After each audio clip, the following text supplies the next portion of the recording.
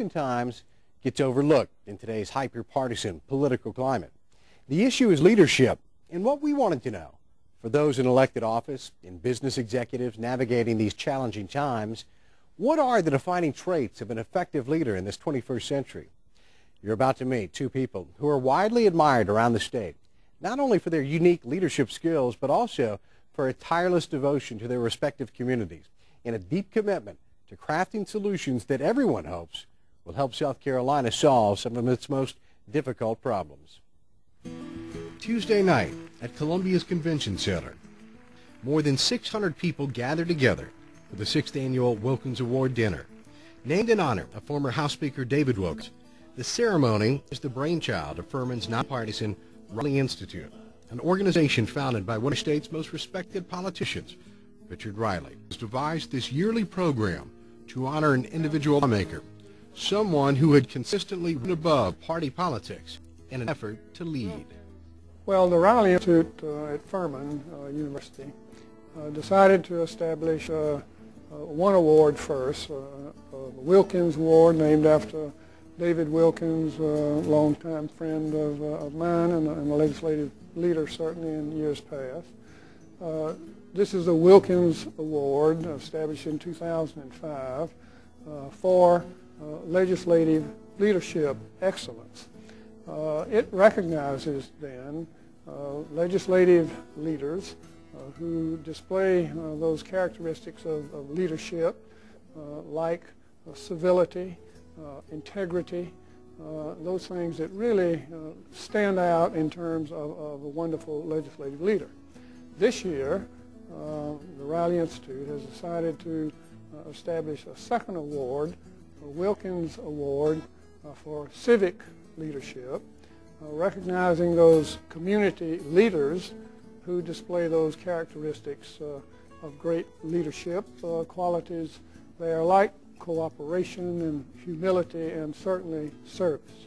Well, I'm privileged to be part of anything Dick Riley does. And now I'm privileged to be a partner in a law firm with him. But, you know, he's somebody that South Carolinians revere and respect, so I'm proud of that association. I think it's important that we recognize leaders in the community, whether it's in the legislative arena or whether it's in the civic community arena. And so I think it's important that people get recognized for outstanding leadership qualities and contributions they make to the community. In a short time, the Wilkins Award event has grown in stature.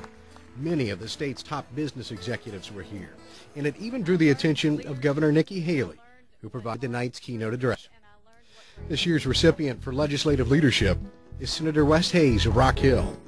First elected as a state representative in 1985, he's been a member of the Senate now for 20 years. A lawyer by trade, Senator Hayes also served for 25 years in the South Carolina National Guard.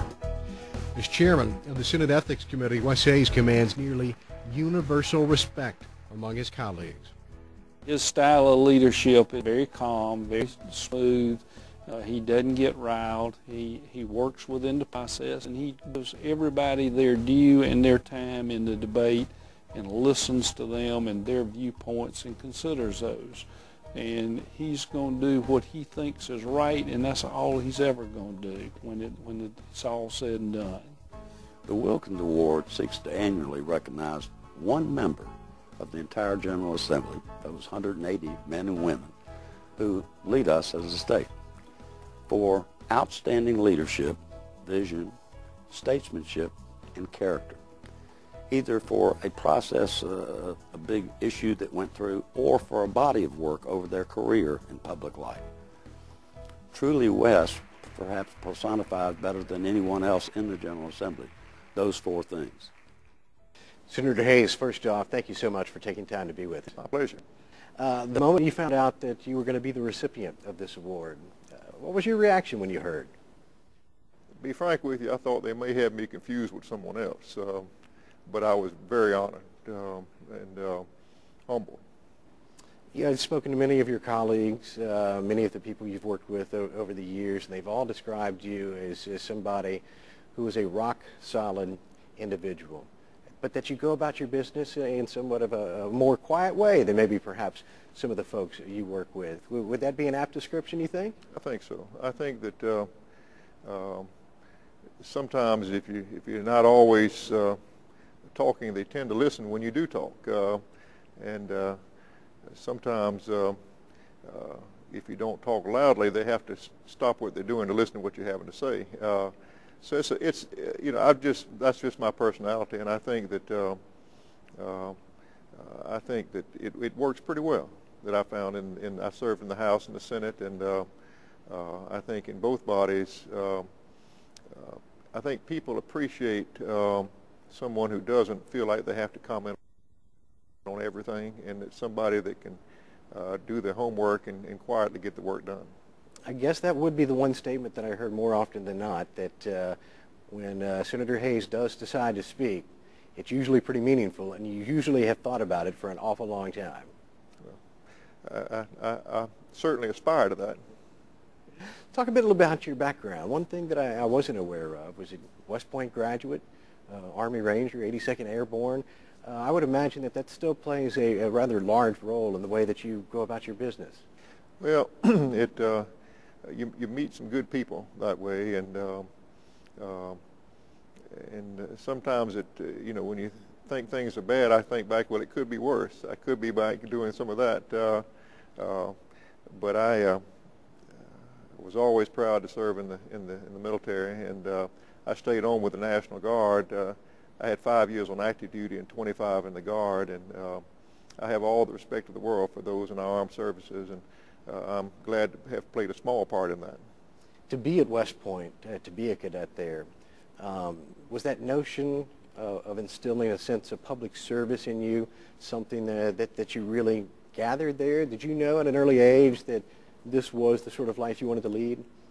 Well, I had a West Point graduate that lived around the corner from me when I was growing up, and my father had served in the Army during World War II, and kind of the combination of the two got me thinking about the military academy. I remember when I was a small child, I went up to West Point to visit, and I brought a T-shirt back, and I wore it in the first grade, West Point, and one of my classmates who couldn't read too well looked at it and said, "Wet paint." He was pretty close, but so I had and of course as you go through high school, you start thinking about possibly going other places, but I'm glad I ended up at West Point. You served, as you mentioned, in both chambers for a number of years now. And I've had many lawmakers tell me that leadership isn't that difficult during the good times when we don't have budget crises and we don't have big issues to worry about. But it's times like this that we're enduring right now and facing what we're facing where true leadership really comes into play. Do you feel as if you're surrounded by people who are ready for that challenge? Well, we've already been through 3 of the toughest years that I've seen in my 27 years in the General Assembly. We've had years on years on years now of less money than the year before, which is at the state level almost unheard of. So we've already had to step up, and I'm proud to say that in the House and Senate, I think that by and large we've done that. We've made the necessary cuts. We've kept our AAA credit rating, which very few states have been able to do because they haven't been willing to make those difficult decisions. We've anticipated what had to be done, and we did it. But that didn't make it any easier, and I think that we're getting now to the point to where after so many years of these cuts, some of our agencies are having to run deficits, and you know, other agencies are talking about trying to do away with whole agencies and things of this sort. We've got to wrestle with some difficult, you know, and it's not just this one year. You have to look at it in terms of this is the worst recession since the Great Depression, and it has been a challenge, and I think to this point, I think the General Assembly stepped up to the challenge. In talking to your constituents, talking to people around South Carolina, over the last few years, have you heard more people come to you concerned about the tone and tenor of politics, that the partisanship was perhaps getting a little bit too intense. I mean, some of that may have culminated in what we saw in Tucson and the tragedy there. Has this been something that's been on your mind the last few years? Well, we see some of that in Columbia. I think a lot of what people judge politics by sometimes is when they watch the big networks and they watch Fox News and they watch CNN or they watch the others, and they tend to look at what's going on in Congress and on a national, and it's hard for them to zero in on what's going on at each state and local level. So I don't think we're as partisan, and hopefully we never will be as partisan as they are in Washington. I think that each House and Senate member retains a lot of personal responsibility to make decisions for themselves and not have to just go the party line and things of this sort. And I hope we never lose that. You know, that's something that I've always been somewhat concerned about, you know. But I think really the problem probably more so in Washington than in Columbia. The nature of politics compared to when you first started running almost 30 years ago has changed dramatically. I would think back in the day you'd knock on some doors, send out some mailers, and have some meet and greets, and that would be the end of that. The way campaigns are run now, the way information spreads is drastically different. Is that good, bad, or how do you deal with that? Well, you're right, it has. I mean, this is the 21st century, and campaigns have changed just in my 27 years.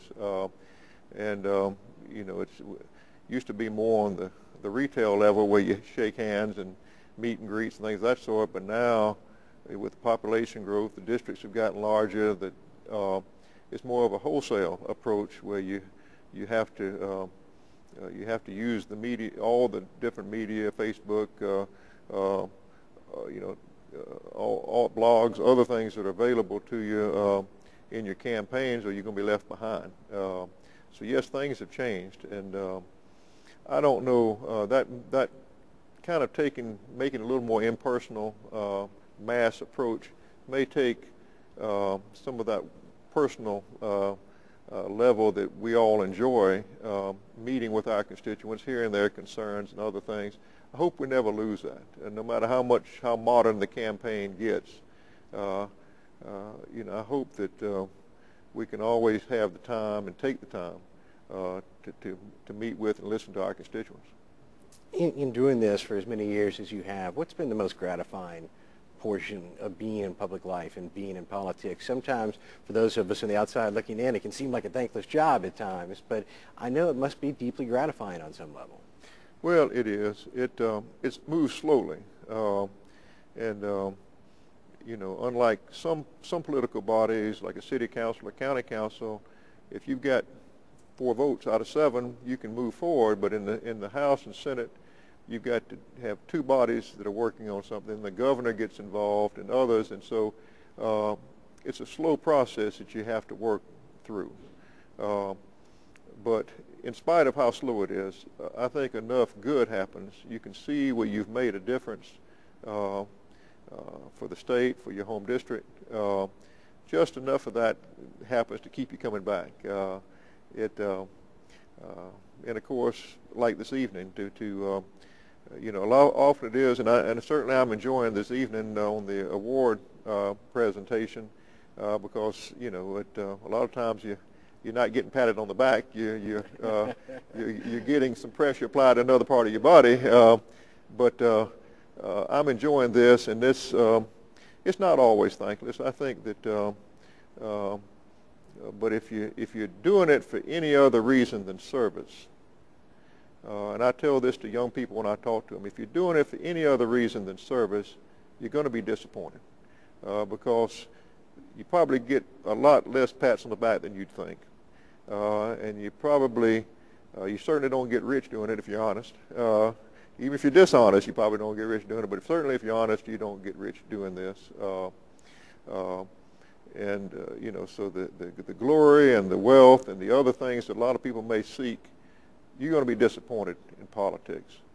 But if you're in there for the service, to help other people, I don't think you'll be disappointed. I mean, I haven't been disappointed.